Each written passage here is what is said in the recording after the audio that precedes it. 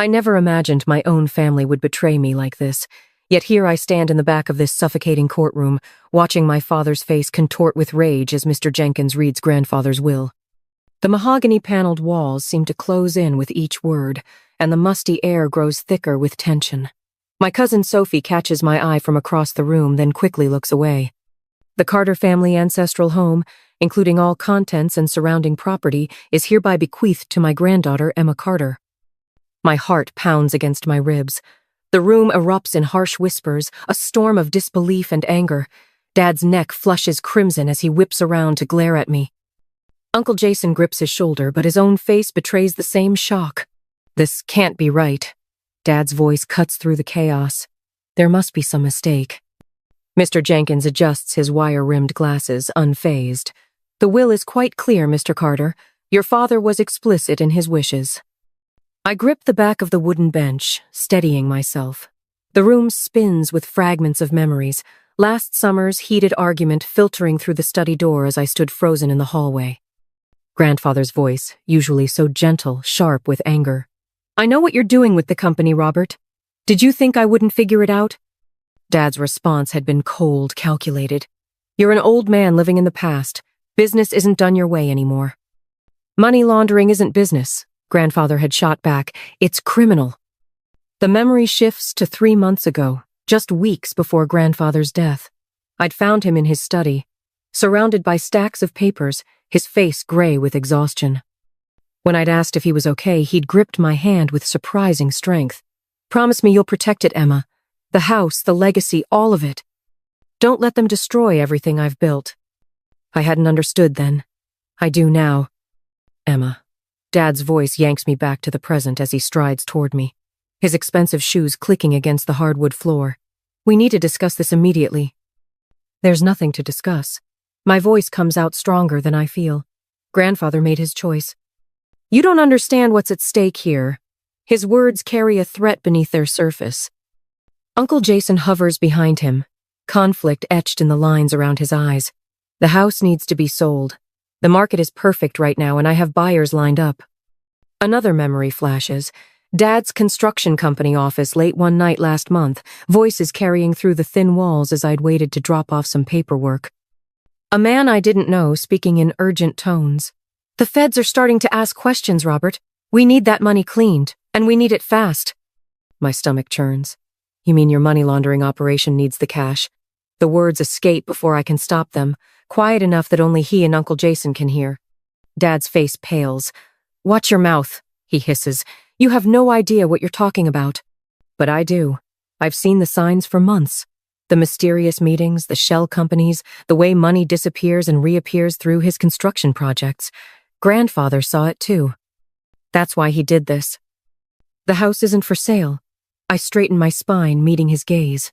Not now, not ever. You ungrateful little... Dad lunges forward, but Uncle Jason pulls him back. Robert not here, Jason mutters, his eyes darting around the crowded courtroom. I step backward, my heel catching on the carpet. The other relatives watch with barely concealed interest, vultures waiting to see who'll draw blood first. The weight of their stares presses down on my shoulders. Miss Carter, Mr. Jenkins's voice cuts through the tension. There's one more stipulation. The property cannot be sold without your explicit written consent. Your grandfather was quite insistent on this point. Dad's jaw clenches so tight I can see the muscle jump. This isn't over, he growls, turning on his heel. Uncle Jason follows, but not before giving me one last look. Is it warning or sympathy in his eyes? I remain rooted to the spot as the room slowly empties, my mind racing. The house, grandfather's sanctuary, our family's legacy, he left it to me. Not to Dad, not to Uncle Jason, but to me. The responsibility settles heavy in my chest.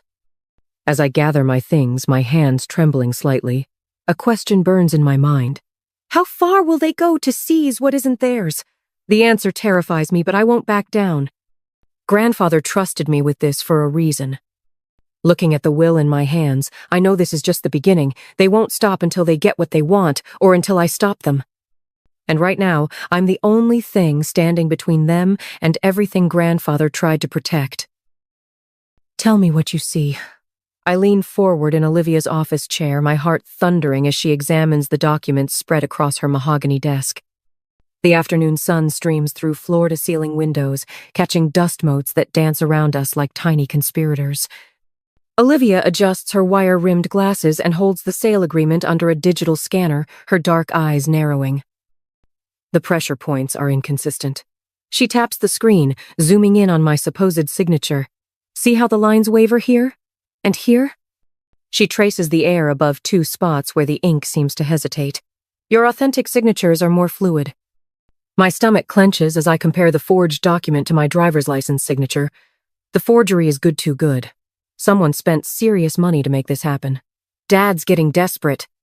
Desperate enough to commit fraud. Olivia's fingers fly across her keyboard, pulling up a digital analysis.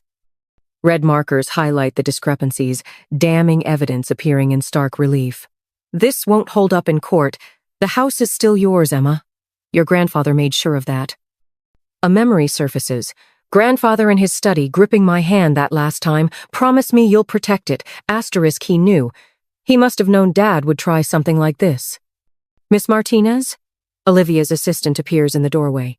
Your 3 o'clock is here. Give me 5 minutes. Olivia gathers the documents into a folder, her movements precise and controlled. Emma, we have what we need to fight this. But you should know men like your father when they're backed into a corner.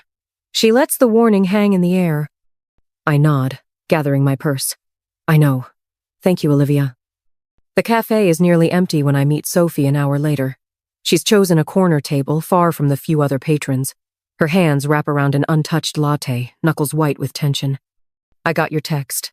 She glances over her shoulder before continuing. About the forged documents? Dad's trying to force through a sale. I slide into the seat across from her, keeping my voice low. But that's not why I asked you here. I need to know what else you've seen, Sophie. What else you've heard. Color drains from her face. I shouldn't. Please. I reach across the table, stopping short of touching her trembling hands. You're the only one inside the company who might help me. I know you've noticed things. Sophie's eyes dart to the door again before she pulls out her phone. 2 weeks ago, I was working late. That Uncle Roberthy didn't know I was still there. I recorded this. She slides the phone across the table, an email displayed on the screen. My breath catches as I read. The message is coded, but clear enough. Timeline accelerated. Buyers expect clean transfer by end of month. Jay has arrangements in place for secondary processing asterisk. I is Uncle Jason. Sophie nods. There's more. Check the attachment. I open it, and my heart nearly stops. Account numbers. Shell companies. A complex web of transactions, all flowing through Dad's construction projects. The scale of it staggers me. Delete it, I whisper, pushing the phone back. Right now, and Sophie. I meet her eyes. Be careful. Don't let them know you've seen this. She nods, fingers shaking as she erases the evidence. What are you going to do? I think of the house, of Grandfather's study filled with papers I haven't had time to go through, of his last desperate warning. There's something in the house, I say slowly, pieces clicking into place. Something he left for me to find. That's why Dad's pushing so hard to sell it now. Emma. Sophie's voice drops even lower. I got an email yesterday, anonymous. It said there's proof in the house, hidden somewhere. She swallows hard. Proof of everything. My mind races. Grandfather was meticulous, always 3 steps ahead. He wouldn't have left me defenseless against this. The house itself must hold the key evidence that could stop Dad's operation cold. I stand, my chair scraping against the floor. I have to go. Be careful, Sophie calls after me, fear threading through her words. Uncle Robert, he's not just desperate. He's dangerous. The drive home is a blur of strategy and memory.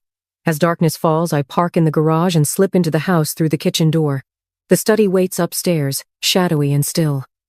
Somewhere in this room, Grandfather left his final weapon against betrayal. I just have to find it. On a dusty shelf, his laptop sits untouched since his death. My hands tremble as I lift it, power it on. Sophie's warning echoes in my head. Asterisk. He's dangerous. Asterisk. But so is the truth, and somewhere in this house, that truth is waiting to be found. The anonymous email Sophie forwarded glows on the screen. I read it again, slower this time, parsing each cryptic line. Check the heart carved in the garden wall. Count 3 stones up, 2 across. The drawer that never opened he kept the key behind the loose brick. Asterisk. My pulse quickens. The carved heart, I remember it from childhood. Initials etched by some long-ago Carter. And grandfather's study drawer, the one he'd always kept locked. I'd assumed he'd taken its secrets to his grave. I grab a notepad, transcribing the message with trembling fingers. Each detail seems deliberately placed. A breadcrumb trail grandfather designed for me to follow. The carved heart would lead to the key, and the key. A floorboard creaks somewhere in the house. I freeze, finger hovering over the print button. The sound came from downstairs, too heavy to be settling wood. Someone else is here. Quickly, I hit print and close the laptop. The printer whirs to life, too loud in the silence. I snatch the paper, fold it, and slip it into my pocket. Another creak, closer now. Footsteps on the stairs. My heart hammers against my ribs as I edge toward the study door. One question burns in my mind, urgent and terrifying. What evidence did grandfather hide that's worth breaking in to find? The footsteps reach the landing. I kill the desk lamp and press myself against the wall, praying the darkness is enough to hide me. Tomorrow I'll follow grandfather's trail of clues. But first, I have to survive tonight. The warehouse stench of mildew and rust fills my lungs as I crouch behind a stack of rotting wooden crates. Olivia and Sophie huddle beside me in the darkness, our breathing shallow and controlled. Through a gap in the crates, a slice of fluorescent light illuminates Dad's face as he paces the concrete floor 20 feet away. Even from here, I can see the sheen of sweat on his forehead. "Time's running out," he snaps at the shadows gathered around him. "The feds are breathing down our necks, and that little brat," the word twists like a knife in my chest, "is refusing to cooperate." A gravelly voice responds from the darkness. "You assured us this would be handled cleanly, Robert." The speaker steps into the light. Vincent Delgado, his expensive suit, a stark contrast to the decay surrounding us. Instead, we've got whispers of an investigation and a paper trail a mile long. My hand tightens around the small recording device in my pocket. Olivia touches my arm, a silent reminder to stay still. "I can fix this," Dad insists, but there's a tremor in his voice I've never heard before. "The house sale will cover everything once it's done." "And how exactly do you plan to make that happen?" Vincent's words drip with menace. "Your daughter holds the keys now, doesn't she?" A muscle twitches in Dad's jaw. "Leave Emma to me. I've got the documents ready. With or without her cooperation, that sale is happening within 48 hours. Sophie stiffens beside me. I don't need to see her face to know what she's thinking. The same thing I am. Forged papers. He's planning to fake my consent. The meeting continues, voices growing more heated as they discuss shell companies and offshore accounts. Each word is another nail in the coffin of the man I thought my father was. Olivia's surveillance equipment captures it all, but the real evidence is branded into my memory. The casual way they discuss fraud, the calculated plans to steal what's rightfully mine. Later, in our makeshift command center, an abandoned office space 3 blocks away, Olivia sorts through the intercepted communications while Sophie paces nervously behind her desk. "He's moving faster than we thought," Olivia says, fingers flying over her keyboard. "Look at these timestamps. The sale documents are already being processed." I lean over her shoulder, scanning the decoded messages. "How long do we have?" "Hours, maybe." She points to a string of encrypted text. "They've got a buyer lined up for tomorrow morning once those papers are filed." "We can't let that happen." My voice is steel, surprising even me. Grandfather trusted me to protect this legacy. I won't let them destroy everything he built. Sophie stops pacing. "Emma, maybe we should talk to Uncle Robert first. Try to reason with him." The memory of his face in the warehouse, cold, calculating, already planning to forge my signature, hardens my resolve. He's had his chance to do the right thing. Now it's time for a different approach. 20 minutes later, I stand in grandfather's study, the weight of generations pressing down through the darkness. The house creaks around me, familiar sounds that used to bring comfort. Now they feel like warnings. The door opens. Dad's silhouette fills the frame, his shoulders tight with barely contained rage. "You wanted to see me?" His voice is carefully controlled, but I can hear the storm brewing underneath. Yes. I move to grandfather's desk, place my hands on its worn surface. We need to talk about the forged documents you're planning to file tomorrow morning. The silence stretches between us, thick with decades of lies. Through the study window, storm clouds gather on the horizon, echoing the darkness in my father's eyes. You have no idea what you're talking about. But there's a flicker of something in his expression. Fear, maybe. Or recognition that his carefully constructed world is beginning to crumble. Don't I? I reach into my pocket, withdraw the recording device. Would you like to hear what Vincent Delgado had to say about it? All color drains from his face.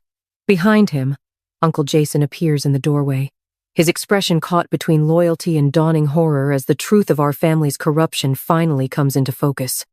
You stupid girl. Dad's voice trembles with fury. Do you have any idea what you've done? The people you're dealing with are criminals? The word rings through the study. Like you? He lunges forward, hands slamming onto the desk between us. Everything I've done has been for this family. Number. The certainty in my voice stops him cold. Everything you've done has been for yourself. The money laundering, the fraud. You're destroying everything grandfather built. Uncle Jason steps forward, his face ashen. Robert, maybe we should. Stay out of this. Dad whirls on him. Unless you want them looking into your involvement too. The threat hangs in the air, but something has shifted in Uncle Jason's eyes. I see the moment his loyalty fractures, splintering under the weight of too many lies. After they leave, Dad's threats still echoing off the wood-paneled walls, I sink into grandfather's chair, exhausted. Sophie and Olivia hover nearby, their presence a silent comfort as I process what just happened. But something catches my eye, a slight irregularity in the bookshelf behind the desk. Standing, I run my fingers along the spine of the old leather-bound books.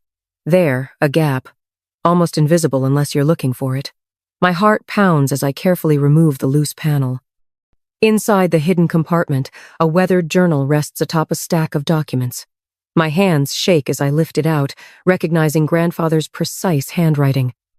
The first page reads like a confession, a record of everything he discovered about Dad's illegal operations. Emma? Sophie's voice is barely a whisper. What is it? I clutch the journal to my chest, mind racing with the possibilities this evidence represents. It's exactly what we need. My voice catches. Grandfather knew. He knew everything, and he left us the proof to stop them. The study falls silent except for the distant rumble of thunder. In my hands, the weight of the journal feels like both a burden and a weapon. The question isn't just what secrets these pages contain, it's how far I'm willing to go to use them. The crystal chandeliers of the Riverside Conference Hall cast dancing shadows across the faces of Metro City's elite. I adjust my grip on grandfather's leather-bound journal, its presence in my clutch bag both a comfort and a weapon. Across the room, Olivia Martinez catches my eye and gives an almost imperceptible nod. Everything is in place. Ladies and gentlemen, Dad's voice carries across the crowded hall, smooth as aged whiskey. It gives me great pleasure to announce the sale of the historic Carter estate to distinguished developer Ethan Reynolds. My heart pounds against my ribs as Reynolds steps forward, his custom Italian suit and perfectly coiffed silver hair screaming old money. But I know better. 3 days of digging through grandfather's records revealed the truth about Reynolds' empire of shell companies and laundered funds. The Carter estate has been in our family for generations, Dad continues, his rehearsed speech dripping with false sentiment. While change is never easy, neither is fraud. My voice cuts through the murmuring crowd like a blade. Every head turns as I step forward, grandfather's journal clutched in my trembling hands. Or money laundering, for that matter. Dad's practiced smile falters for just a fraction of a second. Emma, sweetheart, this isn't the time or place for. Actually, it's exactly the time. I open the journal to a marked page, my voice steadier than my racing pulse. Would you like me to read what grandfather wrote about your creative accounting practices? Or should we skip straight to the forged documents you used to try and circumvent his will? The crowd's whispers grow louder. Reynolds takes a step back from Dad, his carefully maintained facade cracking. From her corner, Olivia pulls out her phone, no doubt alerting our contacts in law enforcement. You ungrateful little. Dad starts forward, but freezes as Sophie emerges from the crowd, a USB drive held high. The encrypted emails are all here, Sophie announces, her voice shaking but determined. Every transaction, every shell company, every penny laundered through the construction projects. The room erupts in chaos. I catch fragments of shocked conversations, Carter construction, federal investigation. All this time. Dad's neck flushes crimson as his criminal associates begin to edge away, distancing themselves from the impending fallout. Uncle Jason hovers uncertainly at the edge of the crowd, conflict etched in every line of his face. "You have no idea what you're doing," Dad snarls, closing the distance between us. "The people I'm involved with are currently being investigated by the FBI, I cut in, keeping my voice low. Did you really think Grandfather wouldn't leave evidence? That he wouldn't protect his legacy? A phone rings, cutting through the tension. Olivia answers, her face lighting up with grim satisfaction. "Detective Hayes," she says, loud enough for those nearby to hear. "Yes, we're all still here at Riverside Conference Hall. You're 5 minutes out? Perfect." The color drains from Dad's face. He looks around wildly, but his allies have already begun to scatter. Reynolds is nowhere to be seen. Even Uncle Jason has disappeared into the crowd. I grip the journal tighter, feeling the weight of Grandfather's trust, of his faith in me. The tide of power has turned just as he planned, just as I promised him it would. "It's over, Dad," I say softly, watching his empire crumble in real time. "Grandfather knew what you were doing with the company. He made sure I would have everything I needed to stop you." Across the room, I catch glimpses of dark suits and badges as law enforcement begins to filter in through the side entrances. Dad sees them too. His face contorts with a mixture of rage and fear that makes him look like a stranger. "This isn't over," he growls, but the threat in his voice rings hollow now. I think of the house, Grandfather's sanctuary, our family's true legacy. Not a fortress for laundered money or a pawn in Dad's schemes, but a home built on integrity and trust. Everything Grandfather fought to protect, everything he entrusted to me. "You're right," I say, standing my ground as Detective Hayes approaches. "For you, it's just beginning." The courtroom buzzes with whispers as Dad strides toward the podium, his Armani suit a sharp contrast to his unraveling composure. Camera flashes punctuate the tension like lightning before a storm. I grip the edge of the wooden table, steadying myself as his words slice through the air. My daughter is young, naive. His voice carries that familiar, patronizing tone that used to make me shrink into myself. Not anymore. She doesn't understand the complexities of business, of family legacy. If she continues down this path making these wild accusations, he turns to face me directly, eyes glinting with barely contained rage. There will be consequences that can't be undone. The threat hangs heavy in the air. A reporter's pen scratches against paper somewhere behind me. I catch Sophie's eye across the room. She gives me the slightest nod, and something in my chest steadies. "I have evidence," Dad continues, "of certain indiscretions that would be devastating if made public. Emma, please." His voice softens, dripping with false concern. "Don't force my hand." Olivia Martinez, my attorney, shifts beside me. We've prepared for this moment, anticipated every move. The weight of Grandfather's journal presses against my side where it's tucked into my briefcase, along with the stack of financial records that will shatter Dad's carefully constructed facade. I stand, and the room falls silent. "You're right about one thing," I say, my voice carrying clear and strong. "I am your daughter, which means I learned from the best about keeping receipts." Olivia steps forward, nodding to the court clerk. The projector hums to life, and the first document appears on the screen, a detailed spreadsheet tracking money movements through shell companies, each transaction highlighted in damning red. This is a record of funds flowing through Carter Construction's subsidiary accounts. Olivia explains, her professional tone masking the bombshell she's dropping. Note the pattern of deposits and withdrawals, each carefully structured to avoid detection. Dad's face drains of color. Uncle Jason, seated in the front row, leans forward with widening eyes. "But that's just the beginning," I continue, pulling out Grandfather's leather-bound journal. "This contains detailed observations of every suspicious transaction, every late-night meeting, every shell company created over the past 5 years. Grandfather didn't just suspect what you were doing, Dad. He knew. He documented everything. The journal trembles slightly in my hands, not from fear, but from the surge of adrenaline coursing through me. Dad takes a step forward, his composed mask cracking. "You're making a mistake," he hisses, low enough that only those closest can hear. "Everything I did was to protect this family's future." "Number," I meet his gaze. "Everything you did was to protect yourself." Olivia advances to the next slide.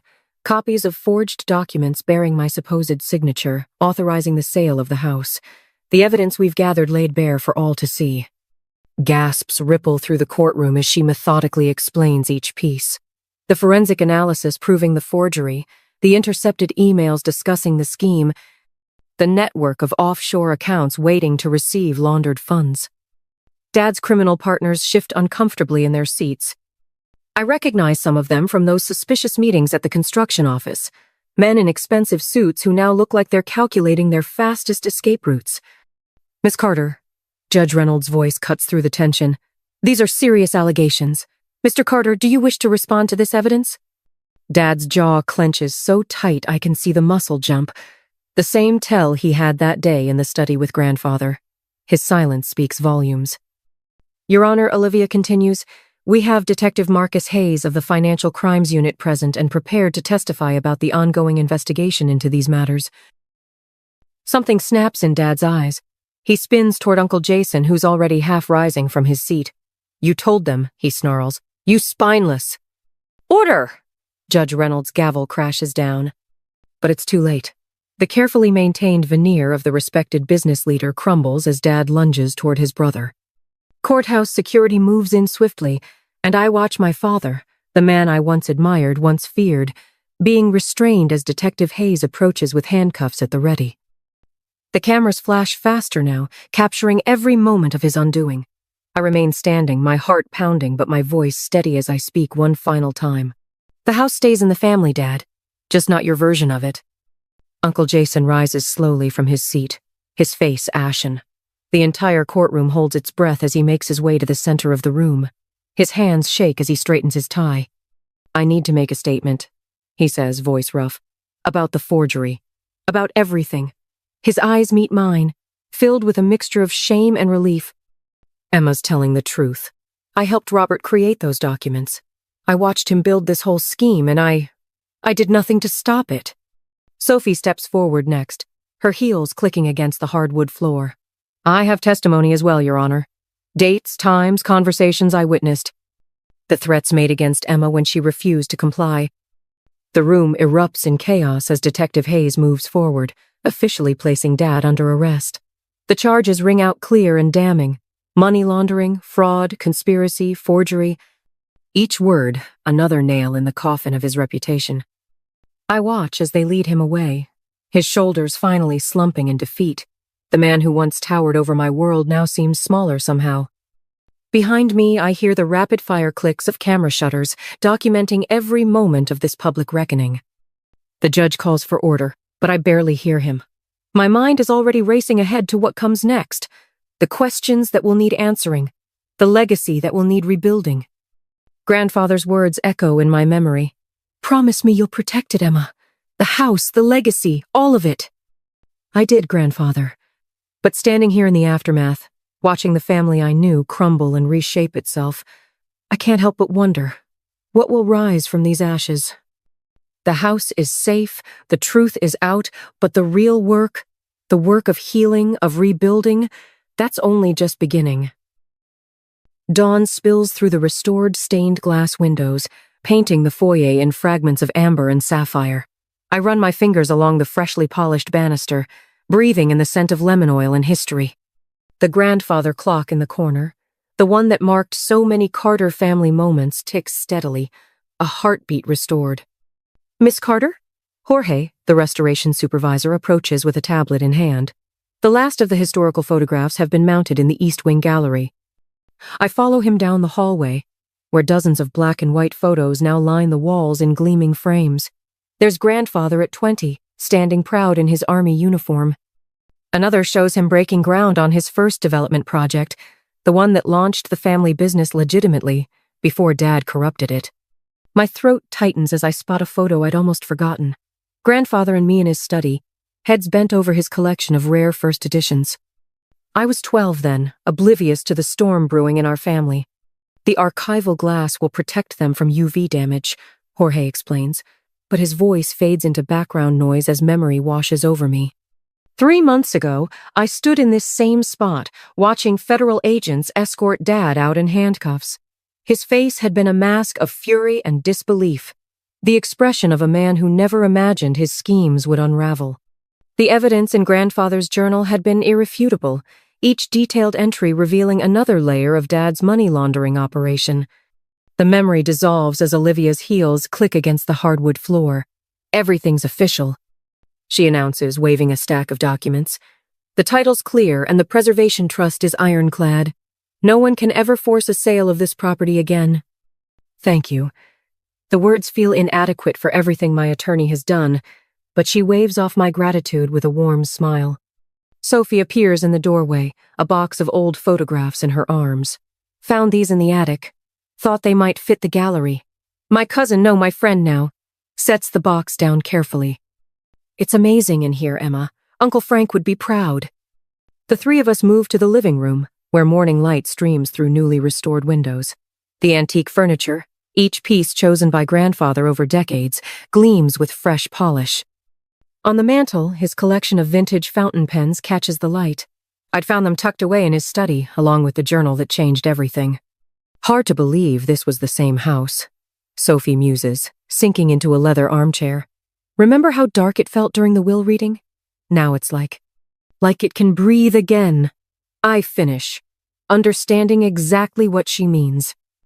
Olivia spreads the trust documents on the coffee table. The community outreach program is ready to launch whenever you are. 3 local families have already applied for the educational grants. My chest swells with something that feels like purpose. The house will never again be a fortress of secrets and lies. Instead, it's becoming what Grandfather always envisioned, a place of learning, growth, and second chances. Through the bay window, I watch volunteers preparing the garden for tomorrow's community gathering. They're planting wildflowers in beds where nothing grew for years, the colors a riot of purple, yellow, and white against rich soil. One bed has been reserved for the rose bushes Grandfather loved, the ones Dad ordered removed years ago. They'll bloom again next spring. The Grandfather clock chimes 10, its sound resonating through rooms no longer choked with tension and deceit. Each note feels like confirmation, like Grandfather's voice saying, "This is what I protected it for. This is what I knew you could do." Asterisk. I move to the window, pressing my palm against the cool glass. The morning sun illuminates every corner of the property, from the restored Victorian greenhouse to the winding gravel paths. No more shadows, no more secrets, just light, possibility, and the steady foundation of truth that Grandfather helped me build. Ready for tomorrow? Sophie asks, joining me at the window. I nod, watching a monarch butterfly drift through the garden. Ready for everything that comes next.